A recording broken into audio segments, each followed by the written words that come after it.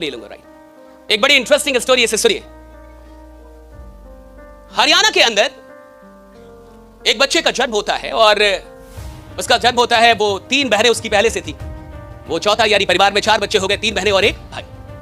उसके पिताजी एयरफोर्स में नौकरी करते थे, सब कुछ बढ़िया चल रहा था। जब वो बच्चा 7 साल का होता है तो एक बहुत दुखद समाचार उसके घर पे पहुंचती है कि उसके पिता जो एयरफोर्स में थे उनकी किसी बीमारी के चलते निधन हो जाती है। तो 7 साल का जब वो बच्चा था तो उनके पिता का निधन हो जाता है, और पिता का निधन मतलब यानी जिंदगी ने आपसे एक बहुत बड़ी चीज छीन ली। जिन लोगों के पिता नहीं है वो जानते इस बात को। तो जिंदगी ने एक बहुत बड़ी चीज, एक बहुत बड़ी शक्ति छीन ली। 7 साल का वो बच्चा और पिता का साया जिंदगी ने उसके सर से छीन लिया। मां 3 बच्चियां, 1 बच्चा, राइट। मां उनको कैसे भी करके पालती है, पोसती है, बड़ा करती है, और बच्चा पहुंच जाता है इंटरमीडिएट में। बहुत सारे लोग यहां होंगे जो इंटरमीडिएट में होंगे, और वो कॉमर्स की पढ़ाई कर रहा था, सब कुछ बढ़िया चल रहा था। और 2000 लगभग 14 या 15 में जब वो कॉमर्स का ट्यूशन करके घर लौट रहा था अपनी बाइक से, तो एक शाम उस शाम उसका रोड एक्सीडेंट होता है, और एक ट्रॉली ट्रैक्टर जो होता है सीमेंट की पूरी, उससे उसका एक्सीडेंट होता है। बहुत लंबा वो खींचा जाता है, और उस एक्सीडेंट में वो हमेशा के लिए अपना एक पैर गंवा देता है। अब देखिए, वही एक लड़का था, 3 बहनें पहले से थी, माँ थी, सब कुछ उसी पे था कि वही कुछ करेगा। और जो इंसान अपना शरीर का, कोई भी शरीर का जब अंग जाता है तो सिर्फ अंग नहीं जाता, आपकी एक आइडेंटिटी चली जाती है। Right, it's very tough. ये शारीरिक तौर पे कम चुनौतीपूर्ण है, मानसिक तौर पे बहुत ज्यादा चुनौतीपूर्ण है ये। इसलिए जब किसी का एक्सीडेंट होता है या कुछ वो शरीर का कोई पार्ट अगर वो चला तो उसको डिप्रेशन हो जाता है। राइट, क्योंकि आपकी आइडेंटिटी है वो। तो जब वो पैर चला जाता है उसका और वो हॉस्पिटल के बेड पे होता है तो उसकी माँ रोती रहती है, तो वो अपनी माँ से कहता है कि माँ तुम रो मत, मैं तुमको जिंदगी की हर खुशी लाके दूंगा। हरियाणा का वो बच्चा, और वो उस समय हॉस्पिटल के बेड पे भी माँ को समझाता है कि तुम रो मत, मैं तुमको जिंदगी की हर खुशी लाके दूंगा। फिर आगे चल के जब वो 2016 में पुणे में जाके उसका एक एस्थेटिक लेग यानी नकली पैर लगते हैं, और उसके बाद वो सोचता है कि मुझे करना क्या अब जिंदगी में, और वो चुनता है स्पोर्ट्स को, खेल को। और खेल में भी जैवलिन थ्रो जो होती है, जैवलिन थ्रो, राइट, आप जानते हो, अभी तो पेरिस ओलंपिक भी चल रहा है, जैवलिन थ्रो को चुनता है और वो मेहनत करना शुरू करता है। 2018 में वो एक प्रतियोगिता में हिस्सा लेता है जहां वो 5वें नंबर पे आता है। फिर 19 में एशिया लेवल पे कंपटीशन होती है जहां वो सिल्वर लेके आता है। फिर पैरालंपिक का एक वर्ल्ड चैंपियनशिप होता है, वहां वो लेके आता है सिल्वर। और 2020 टोक्यो ओलंपिक में वो भारत के लिए गोल्ड मेडल लेके आता है। सुमित अंतल, उस लड़के का नाम है सुमित अंतल। उनके साथ हादसा किया, को छीन लिया, लेकिन फिर भी उस चुनौती को स्वीकार करके वो भारत के लिए गोल्ड लेके आए। आज ईश्वर ने हमें सब कुछ बढ़िया दिया है, बढ़िया माँ बाप, अच्छा शहर, अच्छा कोचिंग, अच्छे गुरु, सारी अच्छी व्यवस्था, और फिर भी हम काम ना करें, हम अभागे हैं साहब। फिर भी हम मेहनत ना करें, हम अभागे हैं साहब। और सवाल इसका नहीं है कि आप देश के लिए करेंगे, पहले तो सवाल आप खुद के लिए कुछ कर लें। देश के लिए तो बहुत बड़ा है सोचना कि मैं देश के लिए कुछ बड़ा कर पाऊं, मैं समाज के लिए। पहले तो आप अपने लिए ईमानदार हो जाएं कि मैं खुद को बढ़िया बना लूं, जैसा हूं वैसा ना रहूं, खुद को बदल लूं इस पटना में आके। और अगर मैं आइडियलाइज में हूं तो मैं अपनी पढ़ाई को, अपनी चीजों को आगे लेके जाऊं, कुछ अच्छा करूं। आप पिछले देखिए, और आपके पास बहुत टाइम नहीं होता, जब इंसान पढ़ाई कर लेता है ना तब पछतावा होता है साहब, अभी नहीं होगा, बाद में होता है। वक्त गुजरने के बाद ही वक्त के गुजरने का एहसास होता है। जब मौका चला जाता है तब आपको लगता है ये मौका बहुत बड़ा था।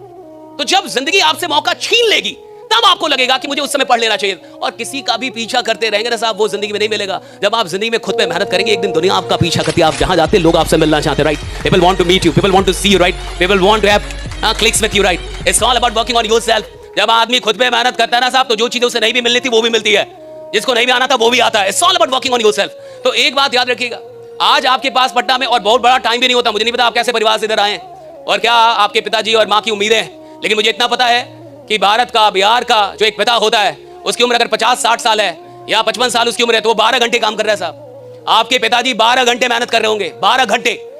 तो अगर मेरे पिता 12 घंटे मेहनत कर रहे हैं और मैं 12 घंटे सोऊं, दोनों चीजें सही नहीं है साहब।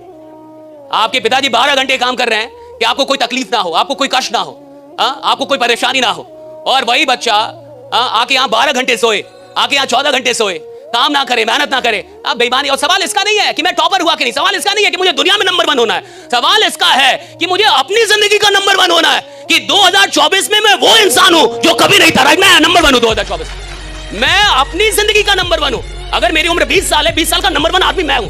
अगर 21 साल में 21 साल में ये नंबर 1 हूं, और अगर मैं ये भी नहीं कर पा रहा तो मैं बहुत पीछे हूं। और जमाने में कंपटीशन बहुत ज्यादा है।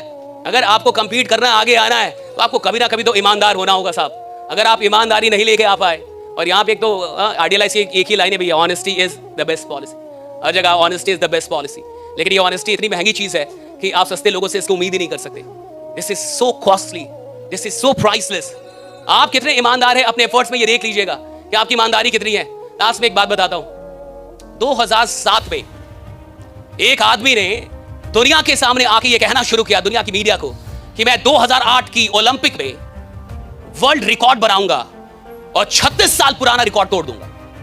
36 साल पहले एक रिकॉर्ड बना था जब एक आदमी ने 7 गोल्ड मेडल जीते थे एक ही ओलंपिक। तो उसने कहा कि 2008 की बीजिंग ओलंपिक में मैं 8 गोल्ड मेडल जीतूंगा, और साथ में उसने बोलना शुरू कर दिया दुनिया की मीडिया के सामने। तो मीडिया ने समझा ये बड़ा एरोगेंट है, बड़ा घमंडी आदमी है, राइट, कैसे तोड़ेगा। और 8 गोल्ड मेडल क्या मजाक है, एक देश लेके नहीं आ पाता, एक देश लेके एक आदमी 8 गोल्ड मेडल एक ही ओलंपिक में। और 2008 की बीजिंग ओलंपिक से लगभग 11 महीने पहले शायद उसकी कलाई की हड्डी टूट गई, और वो था स्विमर, तैराक था। तो डॉक्टर ने कहा कि 14 दिन आपको पानी से बाहर रहना है, और उनका कहना है कि अगर एक एथलीट जो तैरता है वो एक दिन पानी में ना जाए तो उसका शरीर 2 दिन पीछे हो जाता है, यानी 2 दिन वो पीछे हो जाएगा।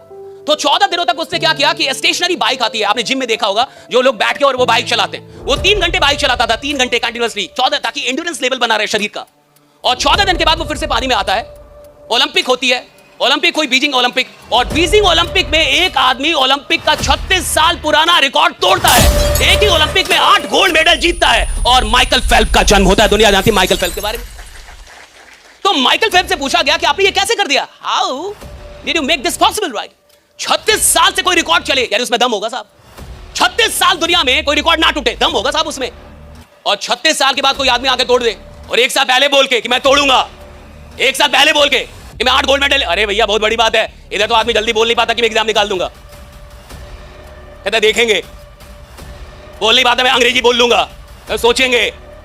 भैया वो आदमी बोल रहा 8 गोल्ड मेडल लेके आऊंगा, क्यों। उससे पूछा कि आपने किया क्या, उसने कहा कि मैंने 4 साल तक, अब गौर से सुन लीजिए, राइट, इससे पता चल जाएगा कि आप जिंदगी में जाएंगे कहां। देखिए सबकी अपनी जिंदगी है, सबके अपने माँ बाप हैं, सबका अपना परिवार है, देश का आप बदलेंगे। अगर जो आदमी अपना परिवार ना बदल पाए वो देश का बदलेगा, वो समाज का बदलेगा। आपके माँ बाप भैया आपकी जिम्मेवारी है। जिस आदमी ने सचेत होना है, जागना, वो जाग जाता है साहब, जिसको जागना ही नहीं है वो सोया ही रहेगा। सवाल इसका है नहीं कि आज तक आप क्या थे, सवाल इसका है कि आज के बाद आप क्या बनेंगे। सवाल इसका है नहीं कि आज तक मैंने क्या गलतियां की, सवाल इसका है कि आज के बाद गलतियां छोड़ूंगा कि नहीं। सवाल इसका है नहीं कि आज तक मैं कैसा आदमी था, सवाल इसका है कि आज के बाद बनना क्या चाहता हूं। कभी भी आदमी जागता है, कहीं से जागता है, कहीं से सुधरता है, उसकी शुरुआत कहीं से भी हो सकती है। सवाल इसका है कि आज के बाद भी आपको वैसा ही रहना जैसे रह गए आप, आज तक भी वैसे ही आगे भी रहना, या आप कुछ बदलेंगे अपने आप को, आपकी जिंदगी, आपके माँ बाप आप जाने, आपके भाई बहन आप जाने, जिसको जो करना है करता है साहब, आप पढ़ना है सब नहीं आए। ये मौका आपको बार बार जीवन में नहीं मिलेगा, ये याद रखिएगा।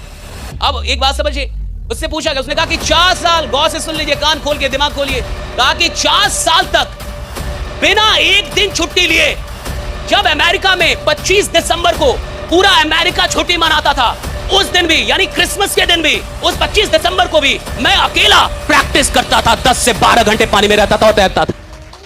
4 साल बिना एक दिन छुट्टी लिए, फिर से सुनिए, 4 साल बिना एक दिन छुट्टी लिए, और मैं एक दिन 10 से 12 घंटे पानी में था। 4 साल बिना एक दिन, फिर से बिना एक दिन छुट्टी लिए। अगर आप और मैं आते कहें एक दिन में क्या जाता है,